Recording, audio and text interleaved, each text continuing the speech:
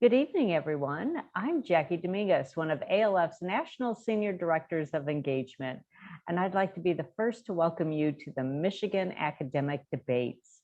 Tonight's educational program is brought to you by the Michigan Academic Debates Planning Committee.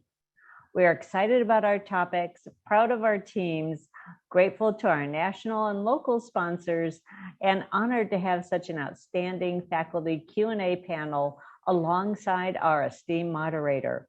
We are grateful that you would take time out of your busy schedule to join us and hope that you enjoy the evening.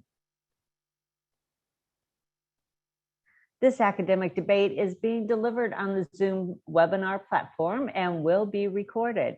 During the presentations, if you have a question, please hover your mouse over the bottom of your screen and click on Q&A. Then simply type your question into the Q&A box. For all other comments and to cheer on your favorite team, please use the Q&A box as well.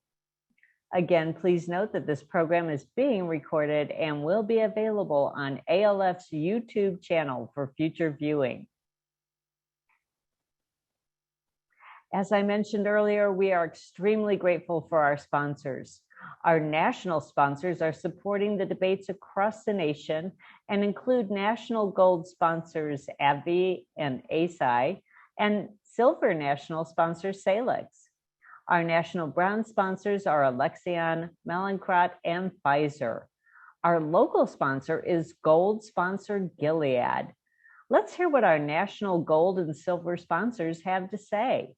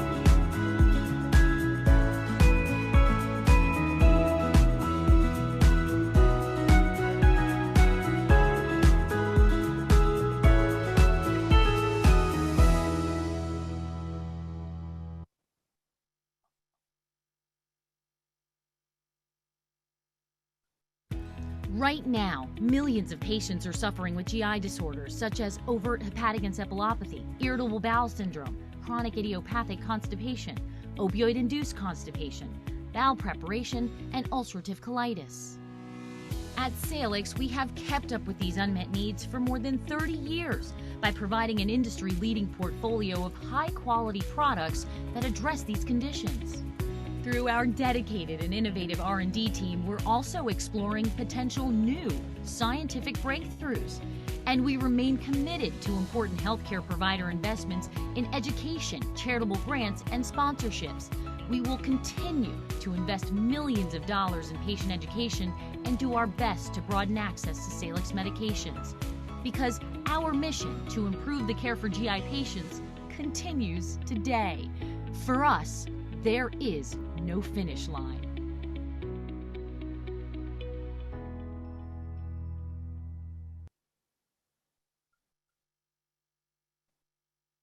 We are so appreciative of our sponsors' support. We encourage you to thank them when you visit with them. Without their support, we would not be able to continue to fulfill our mission. I wanted to recognize those who tirelessly dedicate themselves to the liver patients and caregivers, the Michigan Academic Debates Planning Committee. They have been meeting since the spring to coordinate the signature event of the American Liver Foundation. It is a privilege to acknowledge the hard work of Dr. Kimberly Brown, Dr. Hari Kunjeevaram, Dr. Reena Salgia, Dr. Pratima Sharma, and Dr. Deepak Venkat. We are so honored to have them guide us as we fulfill our mission.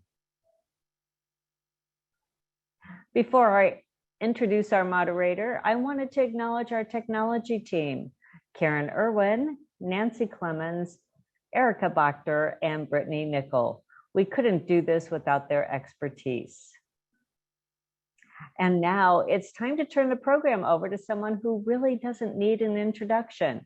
She is highly regarded by the members of the medical community in Michigan and beyond.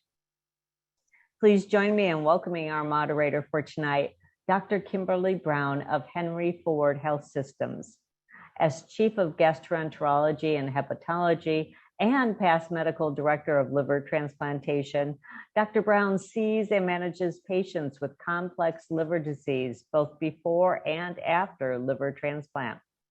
She helped develop the leading liver transplant program in the state of Michigan while continuing to be involved in structuring and monitoring the educational and academic success of fellows. She has published over 70 articles, 80 abstracts, and 8 book chapters reviews, and is a very active clinical investigator in viral hepatitis, advanced liver disease, and post-liver transplant management. She is also a past award winner of the Castle Connolly National Top Doc Award for Clinical Excellence and Henry Ford Medical Group Fred Whitehouse Award for Clinical Excellence.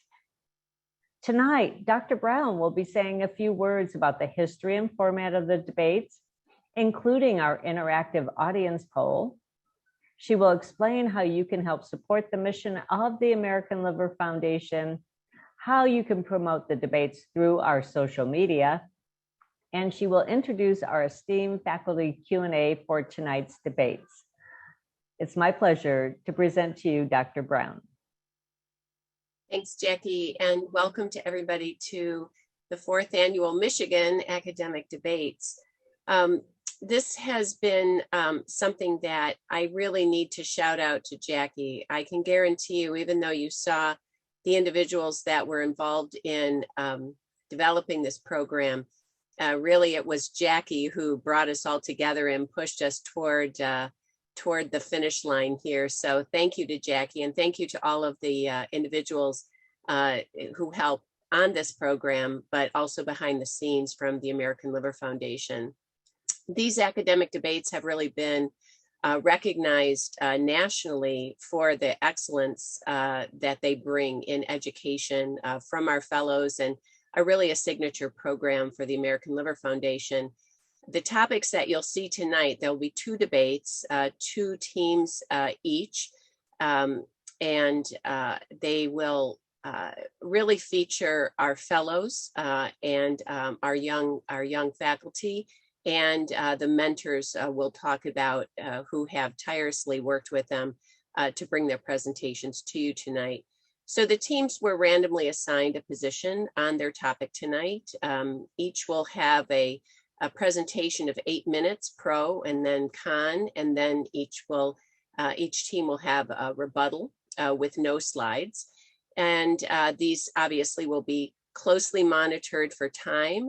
They've been practicing, so if they exceed their time, I think they just get muted and, off the stage, but I think they'll do fine. So there are really no right or wrong answers. These are tough questions that we chose for debating. We will provide you, the audience, an opportunity to interact and actually tell us what you think the right answer should be. But there won't be any winners or losers tonight. We'll all participate and try to, improve our education on these 2 important subjects. I do want to mention that We do have Dr. Tai, who I'll introduce in a minute, who will be really our panelist, who has brought tonight some important questions for each of the teams. But if you do have questions, you can place those in the question and answer area, and Dr. Tai and I can use those to pose to the debaters as well.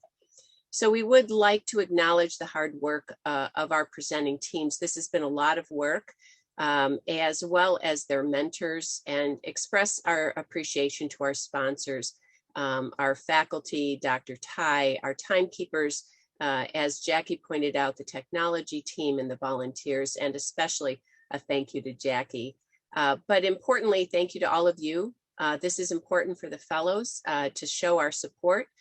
We are all educators, and I think you're going to have a lot of fun tonight. So our next slide really talks about the American Liver Foundation. It's in its 45th year.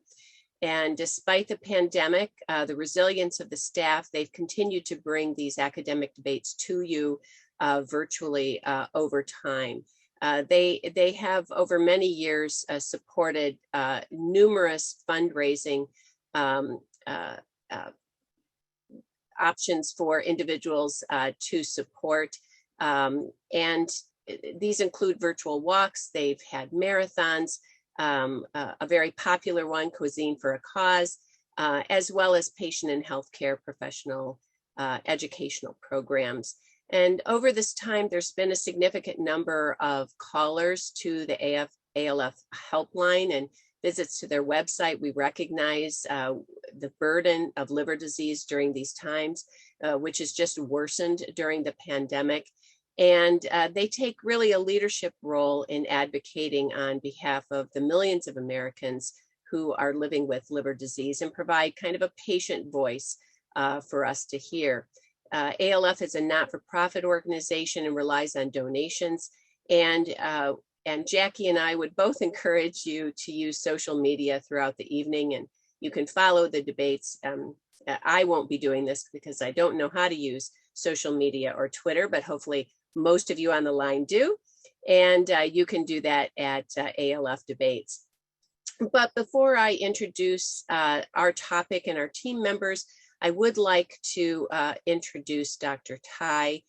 Dr. Tai is our esteemed faculty Q&A panelist this evening, and will be posing specific questions to our debaters to try to engage them.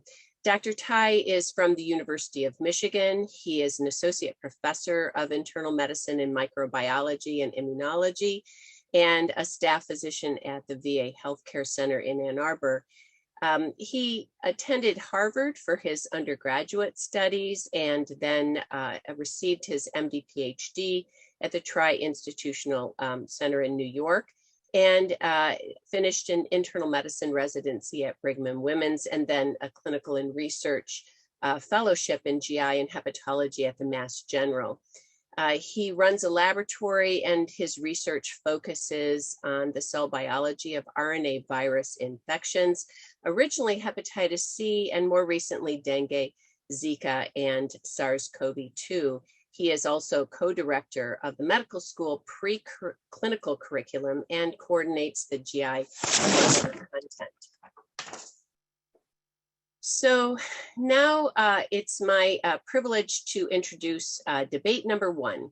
So this is the question for our first debate, very timely question. And this is the question of whether the COVID-19 vaccine should be mandated for wait-listed liver patients. So as a reminder, the pro presentation will be 8 minutes, followed by the con presentation of 8 minutes. And then next we will welcome each of our rebutters separately, who will have 5 minutes each. And then finally a 5-minute question and answer period for both teams. So on our pro side is Henry Ford Health Center, and they will be debating that the COVID-19 vaccine should be mandated for waitlisted liver patients. On the con side, we invite our colleagues from Ohio, Thank you for coming and participating in our Michigan debate today. This is the University Hospitals Cleveland Medical Center, and they will be arguing that the COVID-19 vaccine should not be mandated for waitlisted liver patients. And before we start, we'd like you to participate by answering the poll question. So do you feel that the COVID-19 vaccine should be mandated in our patients who are waiting for liver transplantation? So you can see the poll up here, and if you could just select your choice, yes or no. Okay, so here we have 81% of people feel that the COVID-19 vaccine should be mandated, and the rest of you not. So I'll now introduce our debate teams. Here they are. Here on the pro side, we have our group from Henry Ford Health Center. Debating first is Dr. Kevin Harris. Rebutting is Armani Patel. And of course, we have our mentors here, Reena Salgia, Deepak Venkat. And on the con side, we have from the University Hospitals Cleveland Medical Center, we have Dr. Bianca Islam, who will be debating alongside Adrian Lindsey, also a debater, and their mentor is Dr. Anthony Post. Good evening. My name is Kevin Harris, and I'm one of the first-year gastroenterology fellows at Henry Ford Hospital. On behalf of our entire team, I'd like to thank the American Liver Foundation for hosting these academic debates, and our colleagues at Case Western for coming to debate this very important topic tonight. This evening, Ari and I are going to be arguing that the COVID-19 vaccine should be mandated for waitlisted liver transplant recipients. As we all know, we are living in truly unprecedented times with the COVID-19 pandemic. Many individuals compare the COVID pandemic to the H1N1 pandemic of 2009. However, these pandemics are completely different in size and scope. While 12,000 Americans lost their lives during the H1N1 pandemic of 2009, over 750,000 Americans have lost their lives to COVID-19. And that number continues to increase in Michigan and across the country daily. This graph highlights that more Americans have lost their lives to COVID-19 than during World War I and World War II combined. As hepatologists and public health officials, we have a duty to protect patients with chronic liver disease from this terrible virus.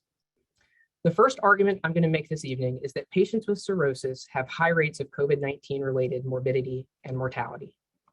In this study, published in the Journal of Hepatology in July of 2021, they looked at patients with cirrhosis and COVID-19 compared to patients with cirrhosis without COVID-19. What they found is patients with cirrhosis and COVID-19 are 4 times more likely to require mechanical ventilation and are 3 times more likely to die than patients with cirrhosis without COVID-19.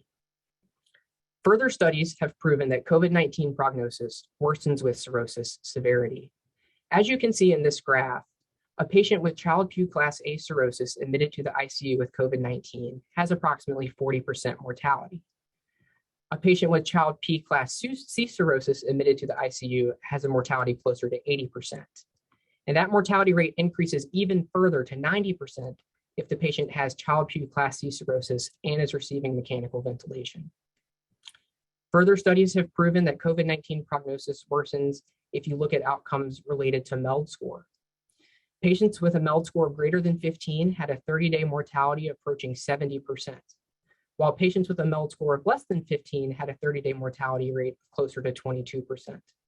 This data is particularly important as it pertains to tonight's debate topic, as we know liver transplant patients waiting on the wait list often have higher MELD scores. I want to briefly tell you the story of Robert.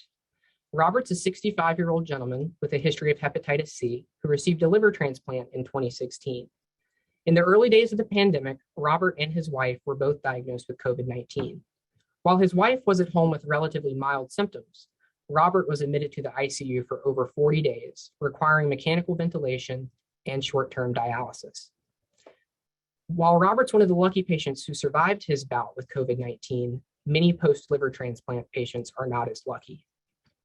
The second argument I'd like to make this evening is that liver transplant recipients have high rates of COVID-19 related morbidity and mortality.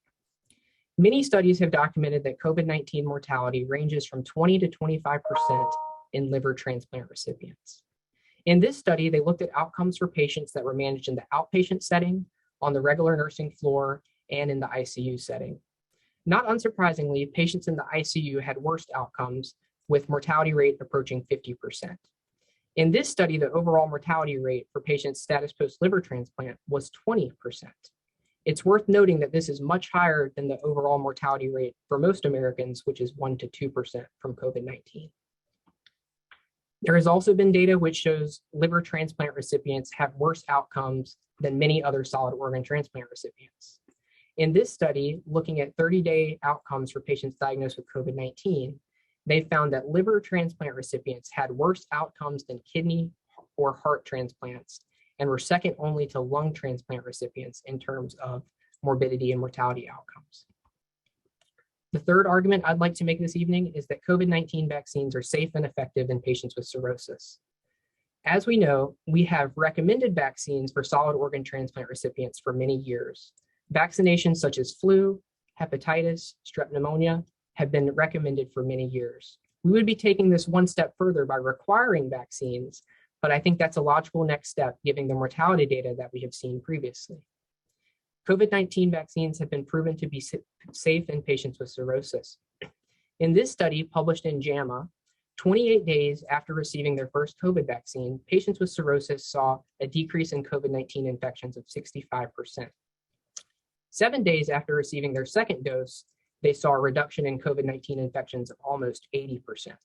Furthermore, this study showed that the vaccine was 100% effective in preventing COVID-19 hospitalizations and deaths in patients with cirrhosis. There has also been data which shows that COVID-19 infection incidence rates are lower in solid organ transplant recipient patients who are vaccinated. It's important that the patients receive this vaccine while they're on the waiting list prior to starting immunosuppressive therapy once they are post-transplant. The fourth argument I'd like to make tonight is that as hepatologists, we have an ethical duty to protect pre- and post-liver transplant patients. As we all know, when we initiate a liver transplant evaluation, we ask individuals to meet with several different healthcare providers and to undergo numerous diagnostic tests. At each step, we are asking this patient to break from social isolation and to come into a healthcare system where we know COVID-19 is around. It's very important that these patients are vaccinated to have the best chance of not contracting the virus. We can also evaluate this debate from an ethical standpoint. As transplant hepatologists, we need to ensure a fair allocation of a scarce and donated resource. We owe it to the donor and to their family to ensure that the organ transplant is going to a patient who will value the gift of life. We also have a responsibility to other recipients who are waiting on the wait list. We need to ensure that the organ is going to someone who will cherish that gift and will give the graft the best chance at survival. Another thing to consider is the responsibility we have to maintain transplant program accreditation. If a program were to have 5 to 10 adverse related events to COVID-19, that could place a program in jeopardy of losing their transplant accreditation. If that were to happen, that would not only negatively affect the patients who have COVID-19, but would also affect all other patients waiting for a transplant. Lastly, we must respect patient autonomy. While we do need to value patient autonomy, it's important to recognize that once a patient joins the transplant list, they're entering a societal contract with everyone else on that list. Certainly, there will be reasonable accommodations for patients with religious exceptions or with vaccine allergies. There has been data in the pediatric literature with suggested criteria for a vaccine mandate, and I do feel our current vaccine meets many of these criteria. Many hospitals across the country, including the hospital system of our competitor, have already mandated the vaccine for the COVID-19 vaccine for liver transplant patients. In summary, the COVID-19 pandemic is unprecedented in size and scope, and fully approved vaccines exist to protect patients against COVID-19. Patients with cirrhosis and patients who are post-liver transplant are at increased risk of morbidity and mortality from the virus. COVID-19 vaccines are safe and effective in this population, and as hepatologists, we have a responsibility to protect these patients. The COVID-19 vaccine should be mandated for waitlisted liver transplant patients. Thank you. So that was great. Thank you, Kevin. And now we'll hear the con side. Thank you for all who have joined today. My name is Dr. Islam, and both Dr. Lindsey and I will be presenting a case for why the COVID vaccine should not be mandated prior to liver transplantation. Thank you to our colleagues from Henry Ford in joining us to discuss critical issues in healthcare surrounding the ongoing COVID pandemic. We are indeed in unprecedented times and uncharted territory. And the healthcare community is being indebted with an incredible amount of scientific literature to sieve through like never before because of the ease of access to information on the internet as well as the media and the countless efforts of scientists, physicians, epidemiologists, et cetera, from around the world, which is why mandates guiding patient outcomes are required to be vetted deeply. Let us be clear that this mandate can boil down to two scenarios. The mortality risk is high while awaiting full vaccination series for patients with high MELDs. The gamble in its simplest form is COVID death versus disease progression death. So potentially dying from COVID after transplantation versus possibly dying without a liver before transplantation. And as a reminder, the only thing we are arguing is that COVID vaccination should not be a requirement prior to the transplant. There are many clinical scenarios that would warrant exceptions, making a mandate unjust. Is there any room for special considerations in demanding COVID vaccination prior to transplant? Perhaps people with acute liver failure would otherwise be good transplant candidates. Patients that have Tylenol toxicity, acute viral illness related disease, or first ever ethanol use related. These patients, they simply cannot wait. Awaiting vaccination series takes away valuable time that patients may not have. They can have life-threatening variceal bleeding, worsening encephalopathy, peritonitis, bacteremia, which we all know potentially can place a patient on status 7 inactive status while they're awaiting the transplant. Oftentimes, we look to our colleagues, expert panels from the AASLD. You can see as in August 2021, they recommended a lack of COVID-19 vaccination should not delay life-saving liver donor liver transplants. The data is not black and white. The evidence is quite conflicting, suggesting that liver transplant patients do worse with COVID infection while on immunosuppressants.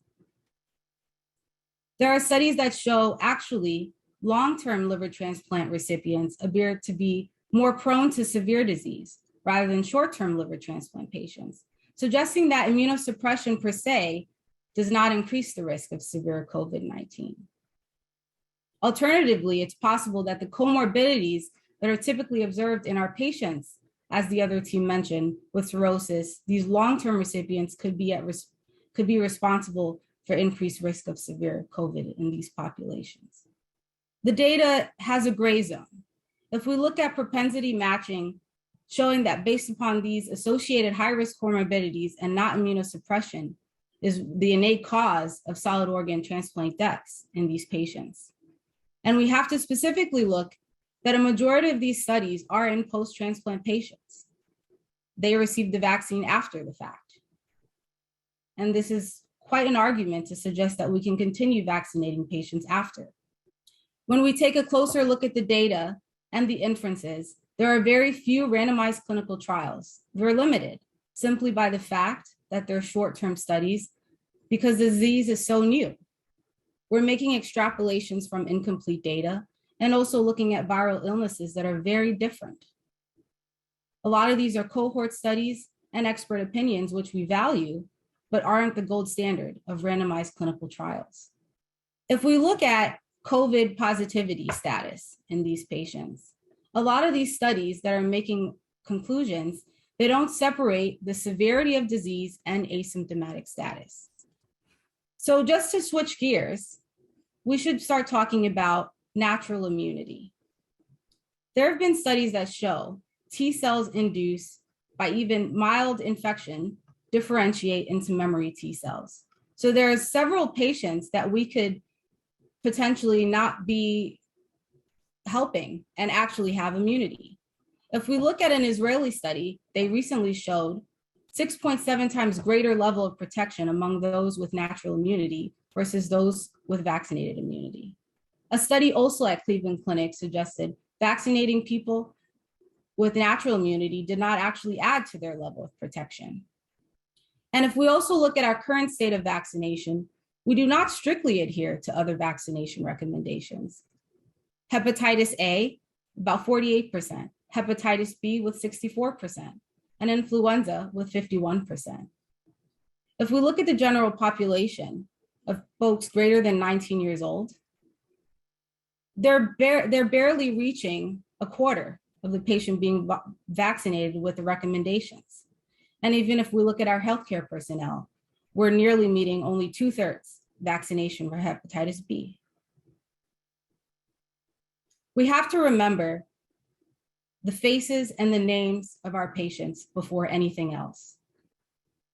What the data has showed us, the surgeries have decreased and there have been significant delays in surgical treatment, including transplantation, which alters their morbidity and mortality.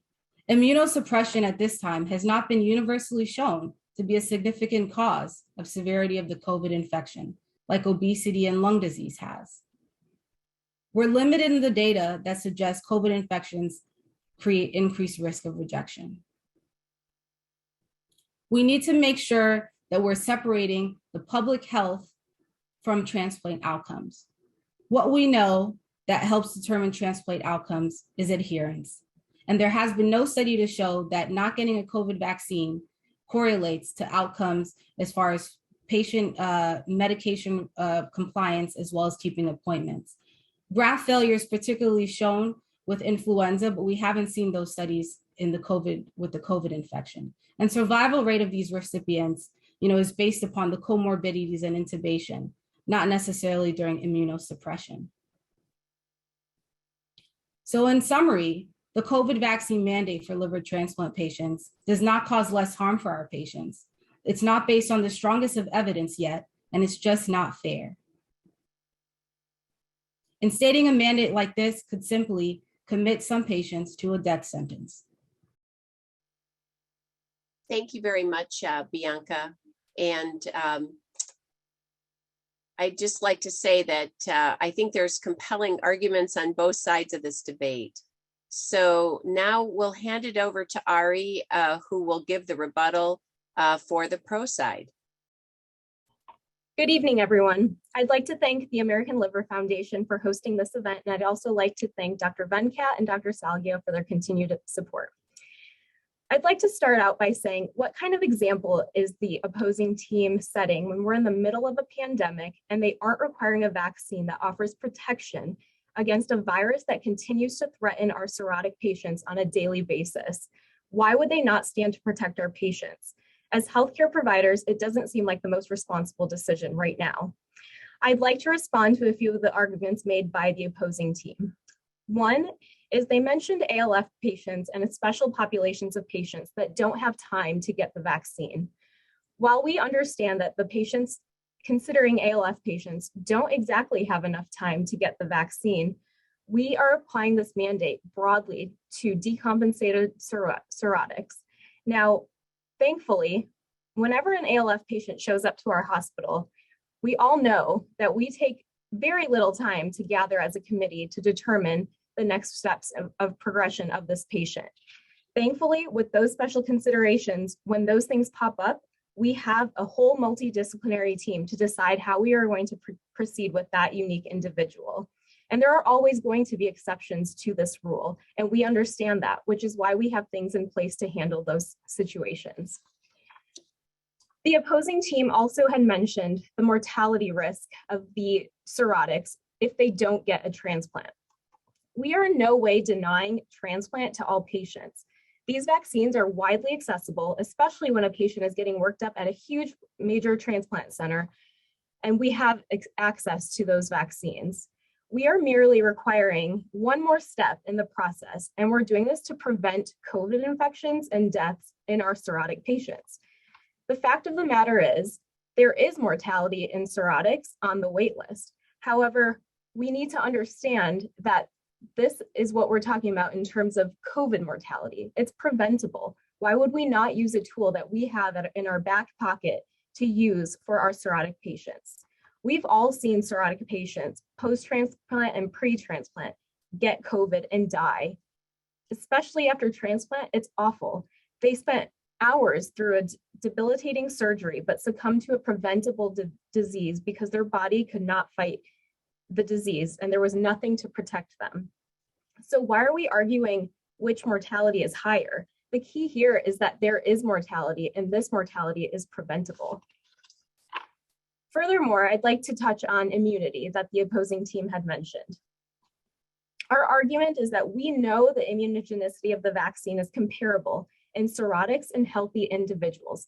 It's been studied that the amount of immunogenicity that the COVID vaccine offers in pre-transplant patients, which is what we're debating, is similar to a healthy individual. This is huge. We also know that post-transplant, it's harder to mount a response to a vaccine when given after a transplant.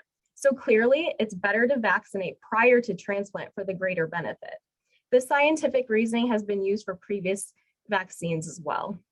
Most importantly, this debate is not just about transplant patients post-operatively and their outcomes after transplant. It's about protecting our waitlisted patients individuals as well. We all know waitlist survival, not just 1 year survival, is measured and held to a certain standard at our transplant centers. If there are too many deaths, our program will shut down. Only looking at waning immunity after transplant is ignoring the whole process of transplant. Another point they mentioned is that we don't have other vaccine mandates for other vaccines. Well, quite frankly, we are in the middle of a pandemic. And the difference is we have a COVID pandemic going on right now, not a hepatitis A, not a hepatitis B, not a flu pandemic. The morbidity and mortality of COVID is on a scale like no other, 5 million deaths worldwide and counting. Hep A, Hep B, the flu, they're not killing our cirrhotic patients at the same rate. So we really can't compare these two things, but it was a nice consideration. Ladies and gentlemen, we've all seen death due to COVID. It's nothing like any of us have ever experienced before as healthcare providers, and it's devastating. We all got vaccinated, knowing that it was the best protection for ourselves and our patients. Thousands of patients are on the wait list right now, awaiting for a new liver transplant and a new life.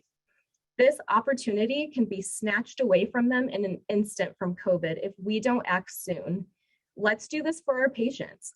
Let's do this for the donors who gave up a part of their life so selflessly and honor the gift of life that they intended to give. Thank you very much. Thank you, Ari. And now wrapping it up, we will hear our rebuttal from our colleagues at Cleveland. Hi, good evening, everyone. My name is Adrian Lindsey. I want to first start off for thanking the ALF for allowing us to be a part of this.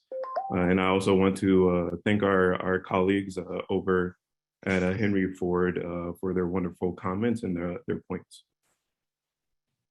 To start off with our rebuttal, again, the conversation piece is all about, whether we feel that mandating a vaccine prior to their transplantation should be appropriate or not. It's like we're not. This whole thing isn't about whether we agree or not that people should be getting these vaccinations. It's just that should we add this as an additional hurdle for a patient to have to achieve in order to get these life-saving treatments. Remember, a requirement versus a recommendation is a big major thing. We're asking someone to either choose to be vaccinated and get this liver that will end up saving their life, versus not getting this vaccine and succumbing to their diseases. They raised a lot of important factors about the high risk and things like that associated with individuals with cirrhosis, including their increasing MELDs. And so these are also individuals, like she was saying, that either they can succumb to either their liver disease, they could succumb to other infections as well. Especially bringing up their case example during this study, this individual and his spouse also had COVID. So should we not only just expand the mandate to just the patient? Should everyone that they live with also be mandated to be vaccinated as well to decrease their risk of developing COVID infections? Again, as we all said, we're kind of all focusing on how this time period is unprecedented time and things like that. But there's no sufficient data. A lot of the data is mixed between showing that people who are post-transplant have higher risk of mortality. They have a higher risk of complications and issues. And then when you kind of branch out and go into a larger studies, you're showing that not necessarily that's the case. When they're matched based upon the similar comorbidities and in individuals who don't have cirrhosis, the statistical shift is not as severe between the groups. And again, as we're talking about more of transplant selection, transplant candidacy associated with this test, we also have to kind of think about, what is the whole point of doing a selection process or evaluating the candidacy and what we do to put into these things. And the key factors for it is all of these factors into this is to develop accurate prediction of good outcome post-transplant. And as we were saying, the vaccination, whether it's COVID or any type of vaccination status, has not been shown to alter or change or have a decreased adherence in these individuals. Individuals who potentially do get infected after their transplant, we haven't really had any data that's been supporting that it increases graft failure compared to other infections such as the influenza virus. And looking at this time and comparing that, oh yeah, we're not currently in an influenza pandemic right now, but we've had huge waves of the flu within the last several years as well, and during these times. And we have studies showing that the flu has shown with increased graft failure because of being off of these medications, which necessarily may not be the case because a lot of the treatment for COVID has to do with immunosuppression and steroids, which could potentially still treat the immunosuppression for this individual. So again, our standpoint arises, there's a multiple issues that we find that causing a mandate or a strong requirement to have these vaccines done before transplant because of we don't really have sufficient data to support that this will be the very best for them. We have no data showing that the infection has quite a significant effect.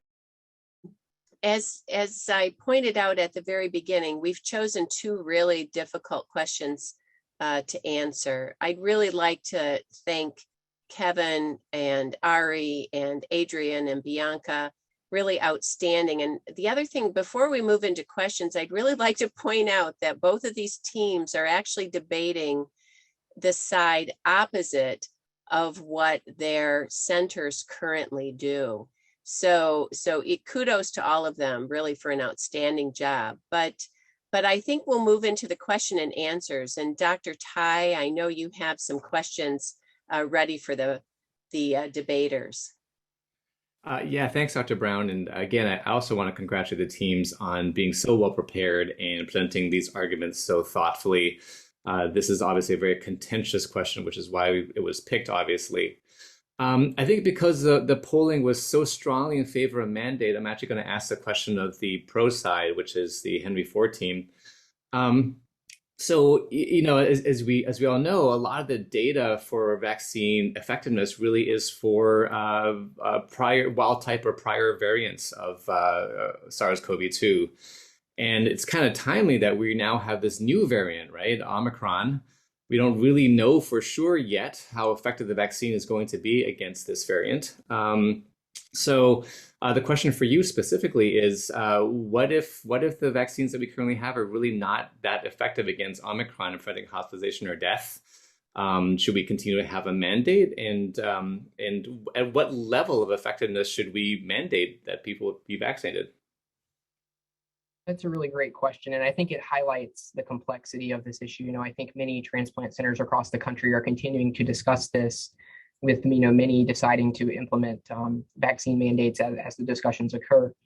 With the Omicron variant and other variants as they arise, I'm certain that we will be looking at the vaccines that we're giving to the general population. And I do think that we would continue to require the vaccine mandate if we find those vaccines we're giving to the general population are effective against these new variants and are preventing disease morbidity and mortality. So I do think we would be looking for that outcome for our patients with the mandate.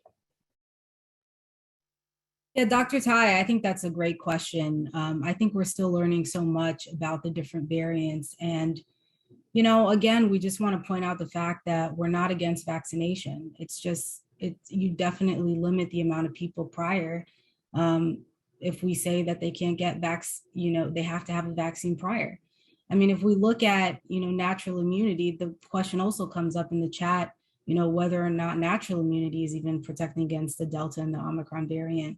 I think one thing in that regard is that, there's more antigens, there's more epitopes in natural immunity that patients can generate with their T cells that the vaccine can't offer.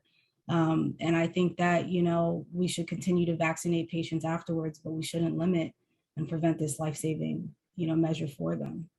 Great, thank you. Maybe I can ask one more question this time of the University Hospitals Cleveland team.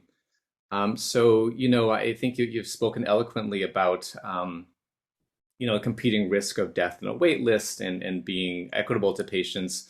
To be devil's advocate, you can imagine that in the absence of a mandate, because we've heard about sort of the concerns about post-transplant death and how that affects transplant programs' ability to continue being able to offer transplant. Do you think that there might be this sort of under the table selection against unvaccinated patients in the absence of a mandate, and that we're really at risk for denying patients transplant because they're unvaccinated, but not because there isn't a mandate, because of sort of behind the scenes bias?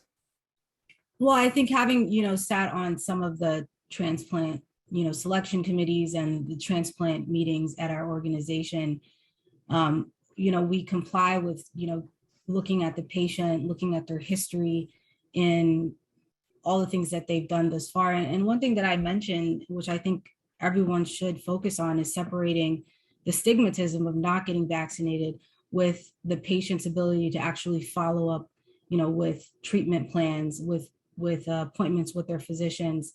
There are reasons, religious beliefs for why patients don't receive it.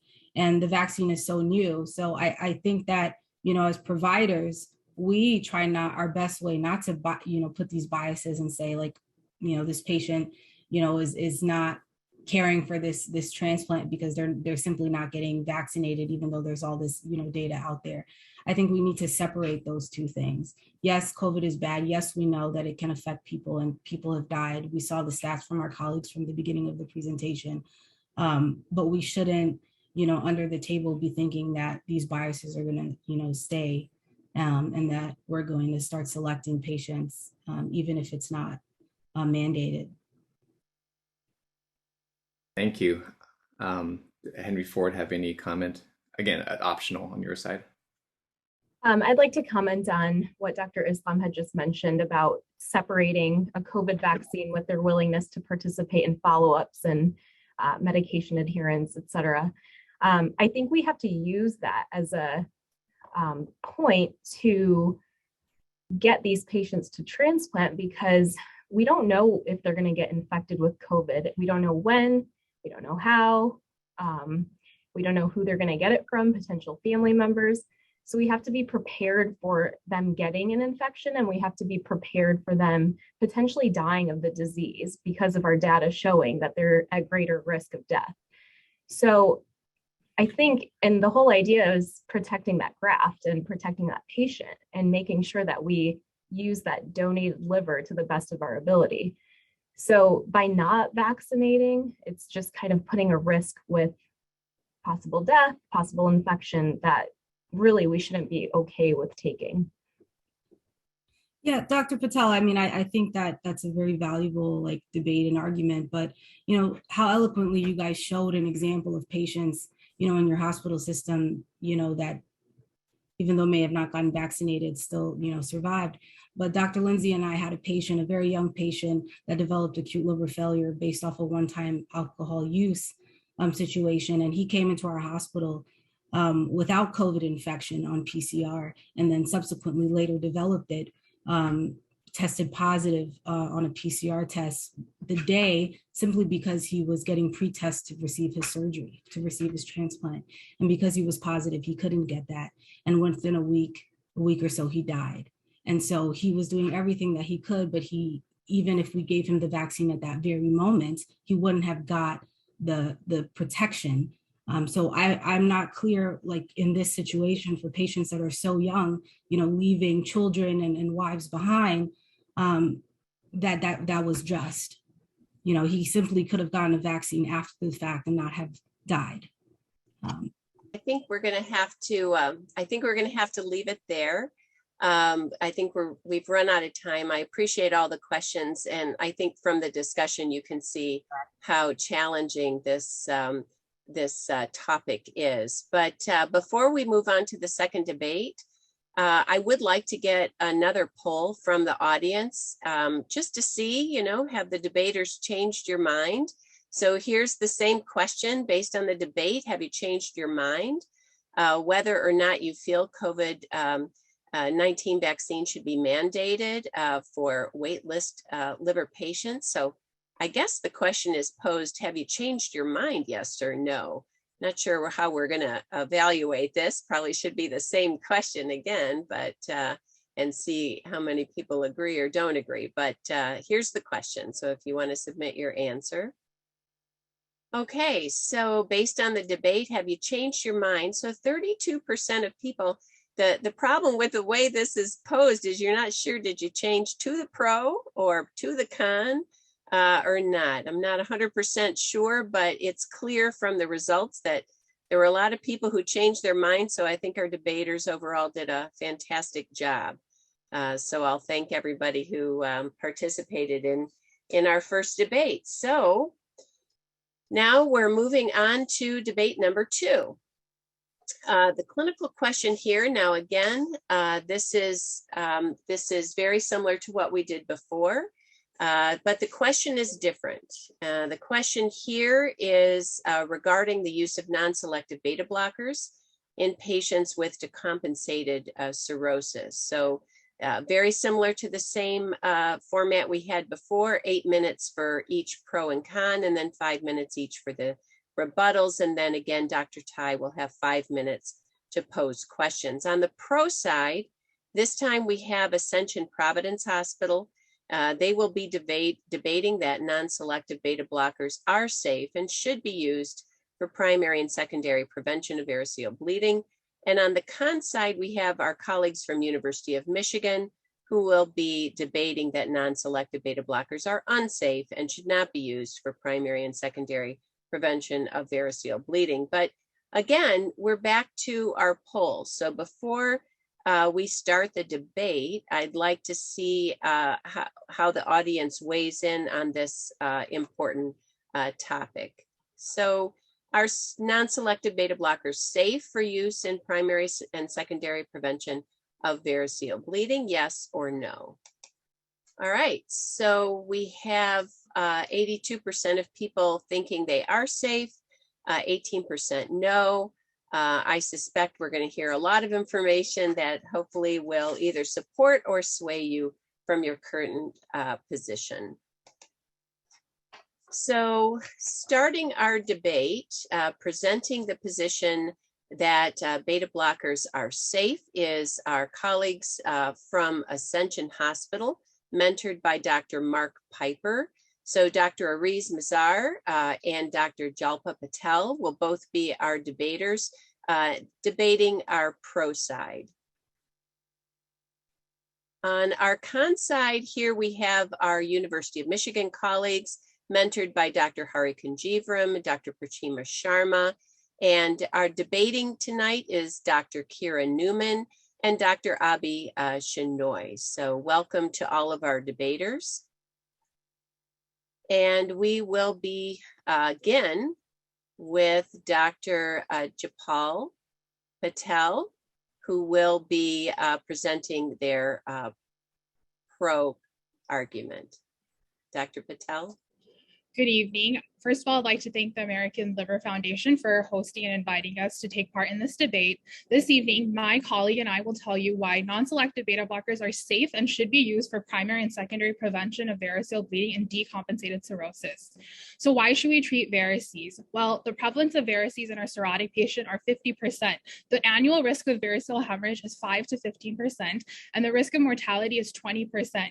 It accounts for $78.3 million each year, and this is a very clinically relevant issue that we need to talk about. So how do beta blockers work? Well, portal hypertension leads to varices, and primary prophylaxis is before a sentinel bleed. Secondary prophylaxis is after a sentinel bleed.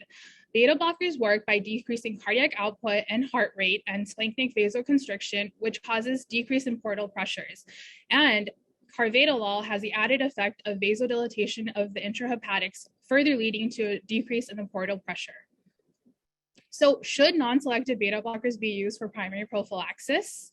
There have been multiple studies that look at beta blockers in the prevention of the first variceal bleed. One study was a meta-analysis of 9 randomized controlled trials with about 1,000 patients, and it looked at bleeding and death. When pooled, it showed that it significantly reduced the incidence of bleeding with the number needed to treat of 11, and mortality reduction was also noted. So should non-selective beta blockers be used for primary prophylaxis? Yes. So now the water gets murky when we start talking about decompensation. So should non-selective beta blockers be used in secondary prophylaxis? For the next few minutes, I will be telling you why after some studies. So in a meta-analysis of 12 randomized controlled trials of NSBBs and secondary prophylaxis looking at bleeding and survival, it showed that it prevented rebleeding and improved survival, and the long-term survival was more pronounced in those with severe liver disease.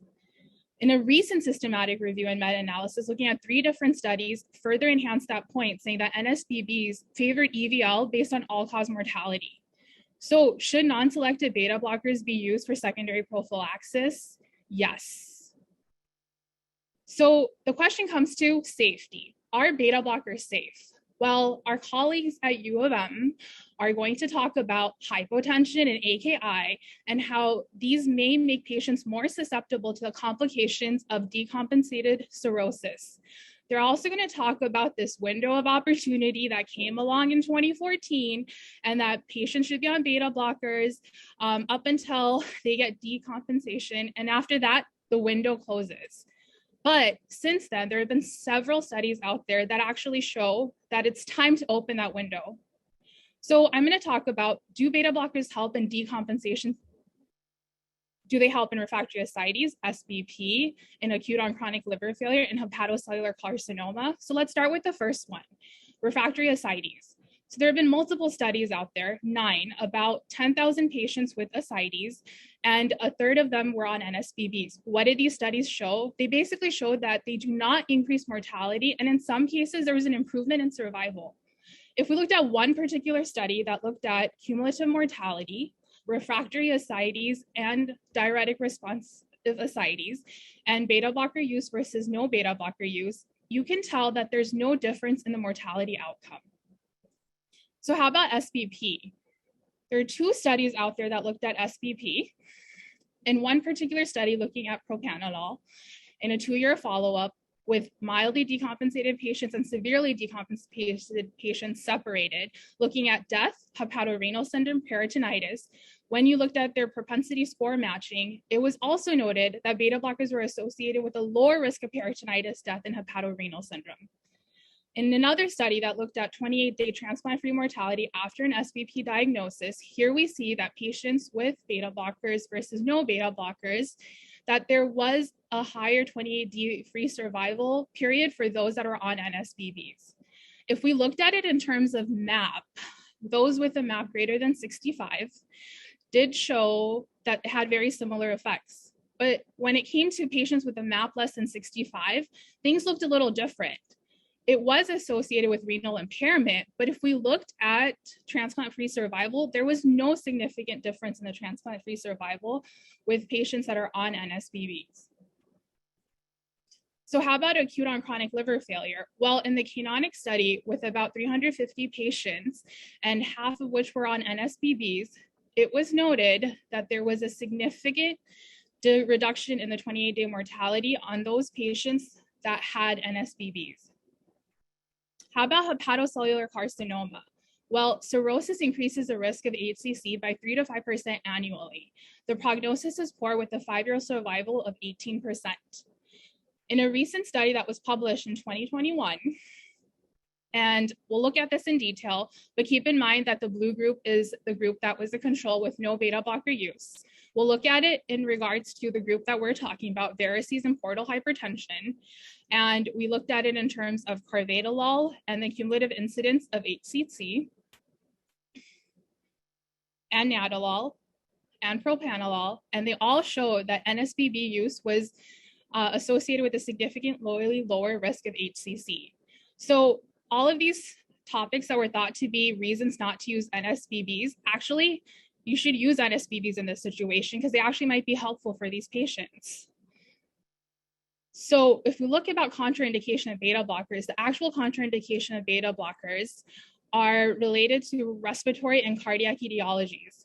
And if we look at the guidelines, they even state that refractory ascites and NSBBs are not absolute contraindications for beta blocker use.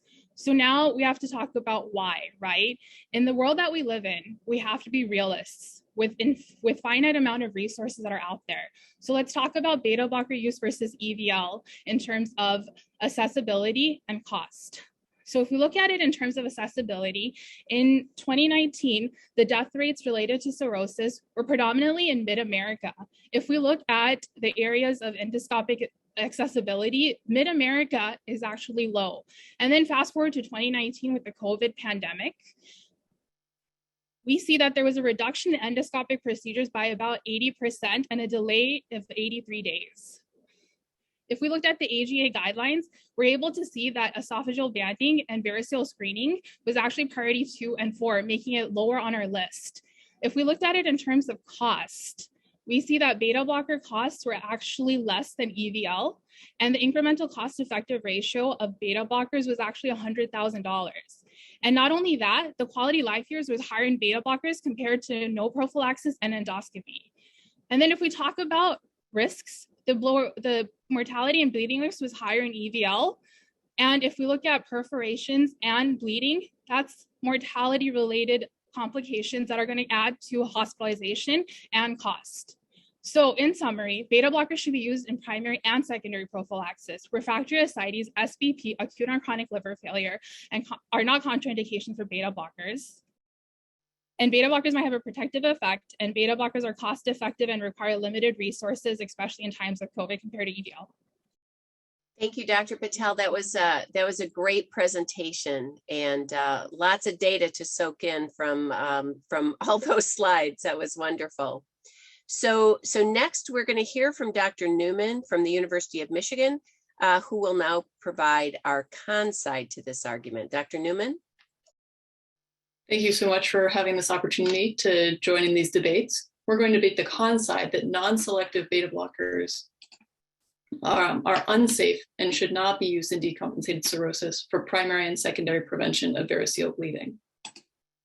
What is decompensated cirrhosis? So just to go over some basic definitions, decompensated cirrhosis is individuals who have Child's B or C cirrhosis and have experienced a decompensating event, such as the formation of ascites, hepatic encephalopathy, or variceal hemorrhage. These are individuals who are tenuous enough that we think about listing them or evaluating them for liver transplant. We've been over this briefly of what does a non-selective beta blocker do, but I want to touch on it again. So they cause beta-1 adrenergic blockade, which decreases cardiac output, and beta-2 adrenergic blockade, which leads to splanchnic vasoconstriction. These reduce portal pressures and decrease the risk of variceal bleeding, but can have significant consequences in patients whose hemodynamics are no longer what we would expect from a normal state or a healthy state. Furthermore, non-hemodynamic effects from beta blockers can be detrimental in both decompensated and compensated cirrhosis. To touch on the window hypothesis, so this is about having a narrow window of opportunity during which non-selective beta blockers are beneficial. Early in cirrhosis, there is no benefit to being on a beta blocker. During this time, cardiac compensatory reserve is high, sympathetic nervous system activity is low, gut bacterial translocation is low, and generally individuals have small or non-existent varices. At some point during the progression of cirrhosis, a window of opportunity opens. And during this time, sympathetic nervous system activity increases and gut bacterial translocation increases. We also see the formation of medium to large varices, which are at higher risk for bleeding. And it's during this time that individuals may benefit from non-selective beta blockers. However, during this same time period, cardiac compensatory reserve is declining. And as people progress towards more decompensated cirrhosis, this cardiac compensatory reserve becomes a greater concern, and the beta blockers may no longer carry a survival benefit in these cases. Reduced vasoconstriction can lead to renal hyperperfusion. Reduced cardiac compensation means that we have decreased organ perfusion in these individuals. Going over the guidelines, primary prevention of variceal bleeding per AASLD guidelines. For high-risk small varices, non-selective beta blockers are recommended, but this is on extraordinarily poor evidence. So I'm not going to go into it in too much more detail because there isn't data that's worth discussing. For primary prevention in patients with medium to large varices, the guidelines recommend either variceal band ligation or non-selective beta blockers. And here in one of the better done meta-analyses, comparing variceal band ligation with beta blockers for mortality, bleeding-related mortality, and upper GI bleed, you see very similar results between these two options, which leads to them being equally preferred in the guidelines.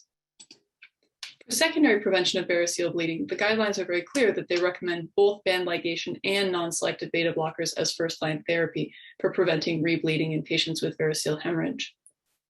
In this meta-analysis, where it's a patient-level meta-analysis, so that as they take the individual patients from the studies and combine them as though they're all in one big study together, comparing variceal band ligation plus beta blockers compared to variceal band ligation alone, they found that in Child's Class A patients, there was no significant difference between those two groups. But in decompensated patients, they saw a benefit in individuals who were on band ligation and beta blockers compared to variceal band ligation alone. However, this is just individuals who were felt to be well enough to be randomized to one of these two treatments and who were able to tolerate staying on beta blockers during that study. And you can see in the number at risk over time, it dwindles, especially as we see those lines pull apart. We're starting to see likely the effect of bias in this uncontrolled Kaplan-Meier curve. The disadvantages of beta blockers are many. Number one, they have significant safety risks, with drug intolerances limiting titration to the therapeutic doses necessary to see benefit. Non-selective beta blockers increase the risk of paracentesis-induced circulatory dysfunction, and they increase the risk of renal injuries in patients with decompensated cirrhosis. For people who have been on the transplant or on the transplant list, a study had found that individuals with decompensated cirrhosis had a threefold increase in the risk of AKI if they were on a beta blocker. And there's also an increased risk of hepatorenal syndrome. If you look at this figure here on the right, looking at the cumulative probability of hepatorenal syndrome over time, with the solid line being propranolol users, the dashed line being non-beta blocker users, and all of these people being Child's code Class C patients, that is decompensated, there's a steady march over time of increasing incidence of hepatorenal syndrome in patients on beta blockers, which is not seen to the same extent on those not on a beta blocker. Disadvantages of beta blockers include worse survival. So high doses of non-selective beta blockers are associated with increased mortality in decompensated cirrhosis. And for some of the beta blockers, even at lower doses, they don't increase survival in patients with a low MAP, that is 65 millimeters of mercury or less. The observational studies that our colleagues have cited showing increased survival among patients on non-selective beta blockers are observational, retrospective, and don't include detailed subgroup analysis. So though they may include individuals who were decompensated and able to tolerate beta blockers, this is confounded by the fact that their functional status is not considered in the analysis. There's selective prescribing and there's adherence bias. We all know about the side effects of beta blockers. These are many, and they're significant for many of our patients. Compliance is an issue with beta blockers. Up to 15% of people on beta blockers require a dose reduction because they're experiencing side effects, discouraging patients from taking these faithfully. Also, up to 15% of patients with cirrhosis have absolute or relative contraindications to non-selective beta blocker use, further limiting their ability to be therapeutic. So as some concluding remarks, non-selective beta blockers are unsafe in many of our decompensated patients. There's a lack of evidence-based safe circulatory parameters to guide when this window period of potential benefit opens and when it closes. Many of our patients with compensated as well as decompensated cirrhosis are unable to tolerate non-selective beta blockers. And this fact underlies the single flaw that's probably most glaring in a lot of the observational studies. And that is that these observational studies that have been cited are just that, they're not randomized. And so individuals who are decompensated and happen to be able to tolerate them are making this outsized impact, but we don't know what's happening with the majority of patients who are actually being started or could have been thought to be started on these drugs. And then lastly, there is a safe alternative available. That is the variceal band ligation for many of our patients is not going to carry the same side effect risk as non-selective beta blockers. So what we urge is a need for caution and an individualized approach to non-selective beta blocker use in decompensated cirrhosis. Thank you.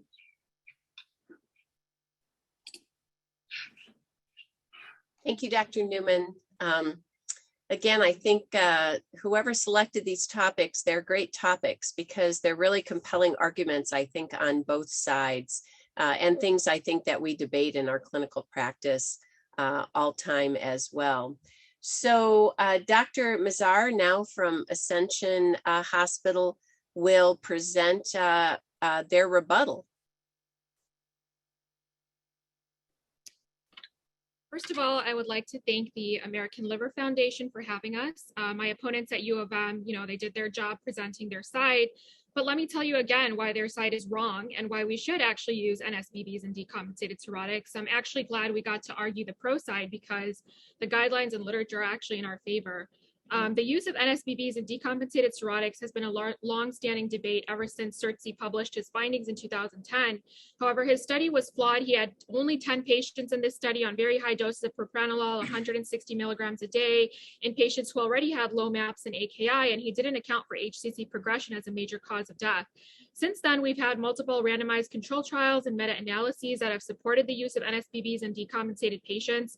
I think the important thing that we have to understand about these patients on NSBBs are that these patients have more severe liver disease. They have higher MELD scores, higher child's Pew class, they have a higher HVPG gradient, which is associated with the development of varices, ascites, refractory ascites, the complications of cirrhosis, and hence some of the outcomes in these studies on NSBBs, they don't account for death due to progression of the more significant underlying liver disease itself and attribute it instead to the NSBBs. When we look at the guidelines at Baveno 1 through 6, it was actually recommended that the NSBB dose should only be reduced or discontinued when the systolic blood pressure was less than 90, sodium less than 130, or the patient developed AKI. And they further stated that if you decide to discontinue the NSBB, that should only be temporary and the medication should be reinstituted carefully after the resolution of the decompensating event. You see the same recommendations from the ASLD guidelines on the management of portal hypertension. And in fact, as my co-fellow showed you in her PowerPoint, the guidelines specifically boldly state refractory ascites and SBP are not contraindications to the use of NSBBs. And now with the Baveno 7 guidelines coming out, they're actually even suggesting that patients on NSBBs do not need endoscopy. So our colleagues at U of M argue not to use NSBBs for patients with decompensated cirrhosis, with varices, and for prophylaxis after variceal bleed. Let me tell you why that's wrong. First of all, an EGD with EVL does not affect portal pressure or treat PHG-related bleeding. This is only affected by NSBBs as EVL cannot fix or decrease portal pressure.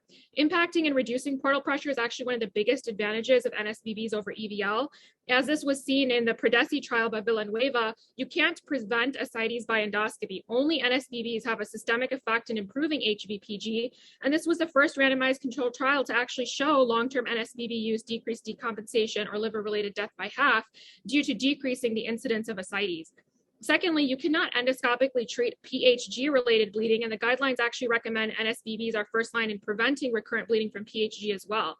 Thirdly, for gastric varices like IGVs, NSBBs are the mainstay of prophylaxis as banding cannot be performed, and there's no or limited availability of the use of cyanoacrylate, and there's no or limited training in that as well. Fourth of all, patients may not follow up banding protocol, which is compounded by the COVID-19 pandemic. Patients have easier accessibility to NSBBs versus following up at an endoscopy center when there's already limited endoscopic availability or provider comfortability with banding, and the resource is only further limited by the COVID-19 pandemic. Fifth of all, NSBBs are easier to take. They're less costly than EVL. They're cheap. They're widely used. They have a favorable safety profile. Sixth of all, it's not difficult to initiate these medications and titrate them and monitor for side effects. It's done in heart failure all the time.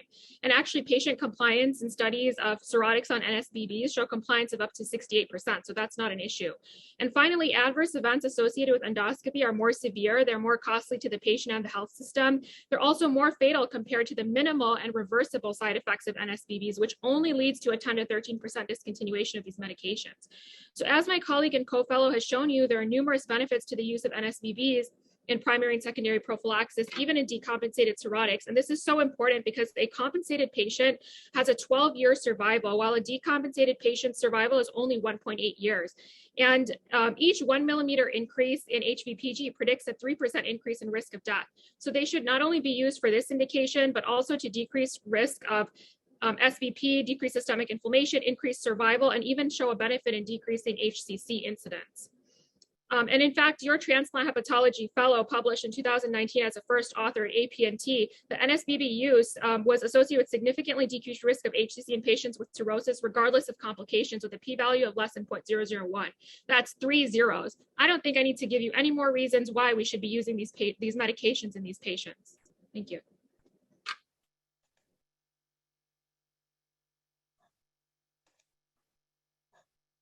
So that's a great rebuttal there. I think that gives us a lot to think about. And Dr. Shenoy, now it's your opportunity to come back and tell Ascension why they might be wrong. Thank you all so much for having me. I'm Abby Shenoy from the University of Michigan. I'd like to thank Ascension Providence for an excellent review of the use of non-selective beta blockers and its use in decompensated cirrhosis. However, there are a few points we'd like to make regarding non-selective beta blockers in this high-risk population. We'd like to start by describing instances in which non-selective beta blocker use can actually become super unsafe. Patients with decompensated cirrhosis are in a hemodynamic state that just do not favorably support the use of non-selective beta blockers. Their hyperdynamic circulation is what keeps them alive and is characterized by a decreased systemic vascular resistance and splanchnic vasodilation, which actually increases their RAS and sympathetic nervous system response to maintain their mean arterial pressures and to generate a compensatory increase in cardiac output. Now, the map and the cardiac output that I just mentioned are the hemodynamic effects that are affected significantly by non-selective beta blockers. And the literature suggests that maintenance of the MAP and the compensatory cardiac output significantly affects the development of AKI, including HRS, and impacts morbidity and overall survival. These challenges are most pronounced in patients with refractory ascites, a complication that develops in up to 10% of the cirrhosis population. I'm going to be focusing mainly on 2 studies out of Belgium, highlighting the negative effects of non-selective beta blockers in patients with decompensated cirrhosis with refractory ascites. The first study is a hepatology study in 2010, evaluating 150 patients, 75 of which were not on a beta blocker and 77 of which were on a beta blocker. There was no significant difference between the groups with regard to cirrhosis severity, and that was measured by MELD-Childs-Pugh and hepatic venous pressure gradients. In this study, non-selective beta blockers in patients with refractory ascites was independently associated with a 2.5 times increased mortality after adjusting for those factors related to severe cirrhosis, including MELD-Childs-Pugh and hepatic venous pressure gradients. This same author went on to produce research on paracentesis-induced circulatory dysfunction. So this was a phenomenon first described in 1988. Basically, after a large volume paracentesis, there develops a rapid reaccumulation of ascites, a decreased intravascular volume, and then an increase in compensatory cardiac output, the same cardiac output that these cirrhotics depend on, which are blocked by non-selective beta blockers, which leads to higher mortality. So this was a crossover study of 10 patients with refractory ascites over time. These patients were initially on beta blockers, they got band ligated, and then they were taken off their beta blockers. And they measured heart rate, MAP, and plasma renin concentration. So they looked at those three factors immediately after paracentesis, and then 1 week after paracentesis, while they were on beta blockers, and then while they were off beta blockers. They defined plasma renin concentration of at least 50% above baseline, of an increase in plasma renin concentration of at least 50% 1 week after paracentesis, essentially for paracentesis-induced circulatory dysfunction. So while patients were on a beta blocker, 8 out of the 10 patients developed paracentesis-induced circulatory dysfunction. And while the beta blockers were discontinued, only 1 out of those 10 patients developed paracentesis-induced circulatory dysfunction. So I know our colleagues mentioned the ASLD guidelines a lot. So let me mention something as well.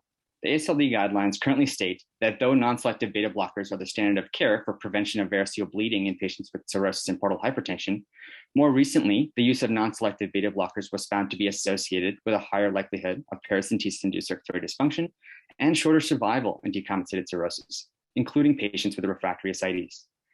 However, other publications have shown no impact of non-selective beta blocker use on AKI or on mortality, even in advanced cirrhosis.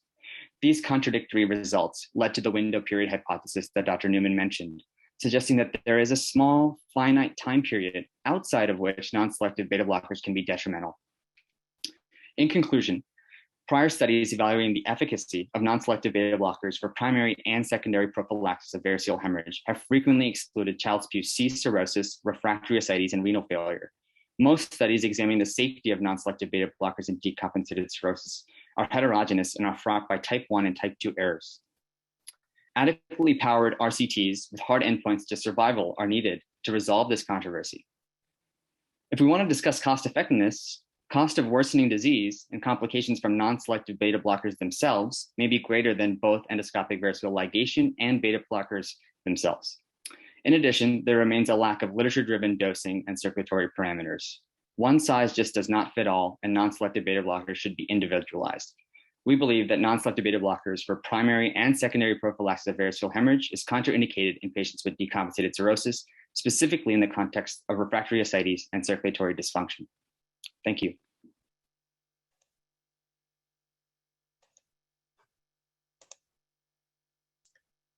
All right, well, thank you, Dr. Shenoy and all the debaters. Lots of things for us to think about, and I'm sure that Dr. Tai will invite him to come back on, has a number of questions for our debaters. Thanks, Dr. Brown. And again, congratulations to both sides. I think there's a ton of data in this space to try to unpack and present. So great job to both sides presenting your respective positions. I guess my first question is, I think both sides have talked about non-selective beta blockers as if they're all one and the same. And maybe this is a little bit less controversial than it was at one point, but I think the general feeling is that carvedilol is not the same as propranolol and nadolol, and that there might be higher hemodynamic effects of carvedilol, both good and bad. Can you comment on sort of this? Are there real differences among beta blockers that should guide our clinical practice? I'll pose that to the Ascension team first. Sure. That's an excellent question. So with carvedilol, first with the other non-selective beta blockers, you have the beta-1 blockade that decreases cardiac output and heart rate, the beta-2 blockade, which works on the splenic vasoconstriction and increases portal flow. And then with carvedilol, you have the alpha-1 blockade, which has the more dynamic changes. And there are a lot of studies, 2 of which, actually compared propranolol and carvedilol, and they found that while propranolol decreased the HVPG by 50% in patients, carvedilol was more effective because of this alpha-1 additional blockade that it has. So it did show that it decreased HVPG further by 75%. And it was also better tolerated. There's also another study in 2021 by Callum Bacchus, where he was actually looking at 96 patients on propranolol for esophageal variceal bleeding during a 12-month follow-up. He was also looking at patients on carvedilol, and he saw that there was an improvement in systemic vascular resistance with a significant p-value of 0.02. And they also found, they were measuring levels of renin activity and noradrenaline. and they found that there was decreased renin activity and serum noradrenaline with significant GFR improvement and renal blood flow when they looked at patients who were switched from propranolol to carvedilol. And then even looking at 2-year decompensation rates, they found that there was lower decompensation in patients who were switched to carvedilol with a p-value of 0.003. And the survival also at 2 years was higher in the carvedilol group with a p-value of 0.001. So carvedilol was found to actually improve renal perfusion and outcome. And I think there's also a difference in these non-selective beta blockers with how they're metabolized. Propranolol and carvedilol, it's more of a liver metabolism, whereas nadolol is the kidney metabolism. So you also have to be careful in patients who are having, further decompensation of their liver function, increasing creatinine. You can't use the same dose that you were using. Basically, no patient should be put on a fixed dose of a non-selective beta blocker. It needs to be titrated properly according to their heart rate. What is their kidney function? What is their MAP? And the guidelines actually give recommendations like propranolol, you should not exceed 160 milligrams a day. Nadolol, you should not exceed 80. And carvedilol, you should not exceed 25 milligrams a day. Great, thank you. Would the University of Michigan like to comment? Sure, I think they did a great job of laying out some of the data that's out there, most of which comes from observational studies, that it does seem like non-selective beta blockers are different. In particular, like you said, and like they've noted, that carvedilol seems to have distinct additional effects thanks to its alpha-1 activities. The big overarching message, though, I think still comes back to a lack of high quality randomized prospective data in these highest risk patients. And so we say, we agree that there needs to be active monitoring and titration and circulatory parameters and renal parameters to monitor, but we don't have any good hard evidence to guide what these parameters are. So it's great to say that we need to have these parameters and that we need to follow these parameters, but first we have to figure out what they ought to be, especially in decompensated cirrhosis. Great, thank you. And I'm gonna, my next question is gonna echo something that's been thrown out in the Q&A, because as we all know, in the United States, we rarely have ever use hemodynamic measurements like HVPG to guide our use of non-selective beta blockers. And I think there's a lot of great data on this concept of clinically significant portal hypertension, HVPG lowering as evidence of benefit. So maybe again, essentially can start first. What are your thoughts on, someone who is a non-responder on HVPG measurement? Are we really using non-selective beta blockers for everyone, or how should we be using it in that context? Thank you for that question. I think that's a great question. Obviously, it's not practical to measure HVPG. It's an invasive measurement to see if it's actually decreasing with patients on these non-selective beta blockers. And there are studies coming out actually looking at spleen stiffness measurements because, when you look at the liver stiffness measurements, those measurements can be confounded by liver inflammation. You can get a higher stiffness score than what the actual liver stiffness measurement is.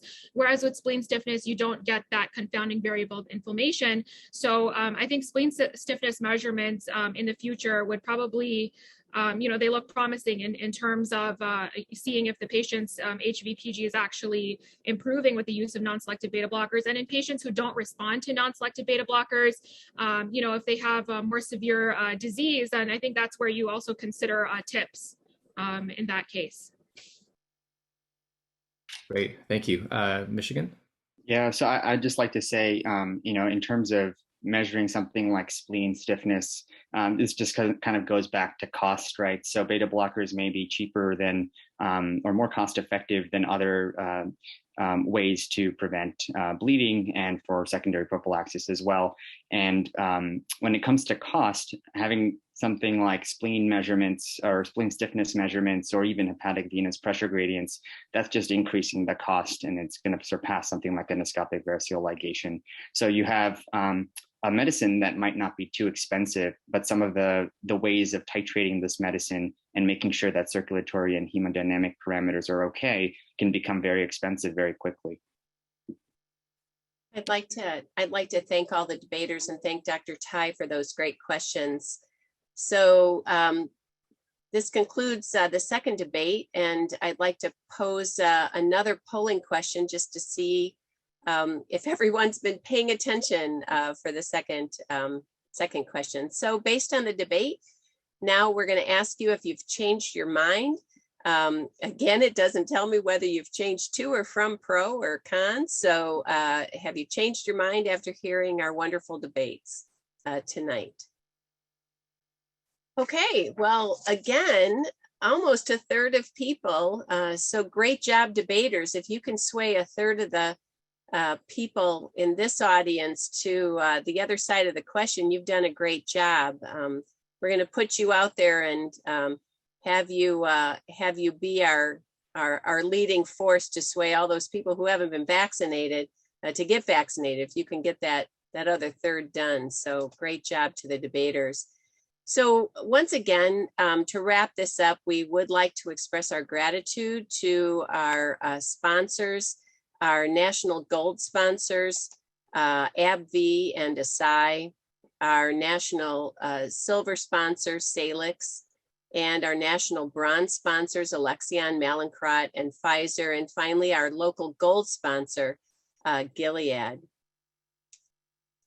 So on our next slide, you can see there's no time better than now to donate. We're really grateful to everyone in the audience who took time to donate during this time. And if you look in the question and answer box, you can find a link to make your donation this evening.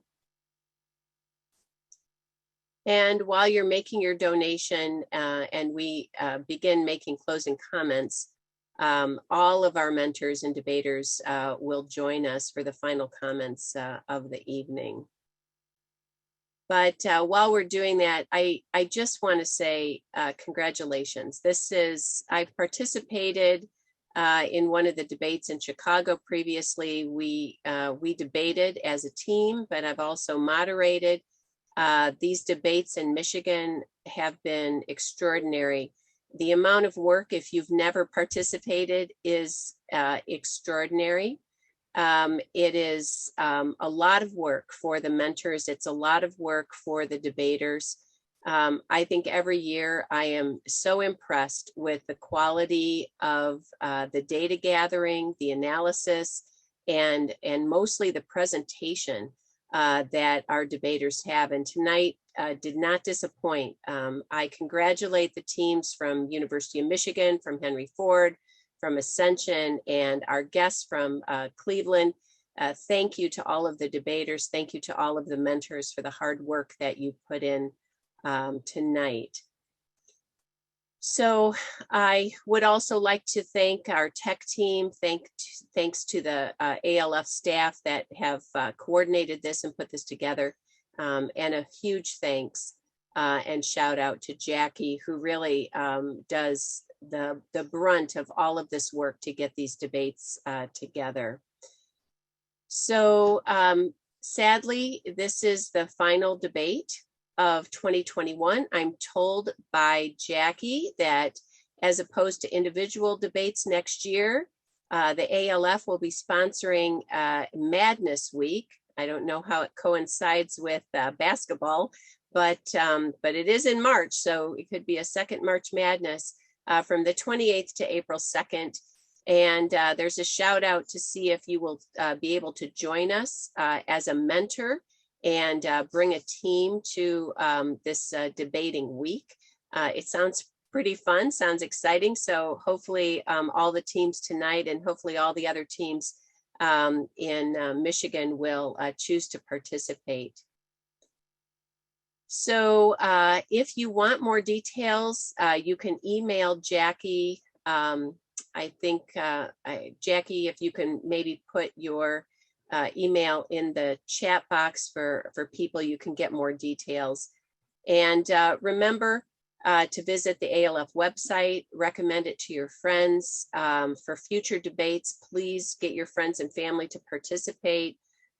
We encourage you to visit some of the links on this slide here to get more information. There's a lot of educational materials from ALF that are available. You can see the upcoming events and the Liver Fellows Network as well. So you can find ALF on Facebook, YouTube, Instagram, all the things that I don't know how to use, but I'm sure you all do. And please go to those social media sites. And, you know, the more people who know about liver liver disease, the better we all are. So thank you really to everyone that participated tonight. Thank you for all the research that you did. You all are winners. That's sort of the new theme, right? Everybody gets a prize. But really, you guys all deserve a prize. You all did a phenomenal job, and thank you all, and thank you all to the mentors as well. And we'll see you next year, and hopefully you'll all participate in March Madness. That would be great. Thanks.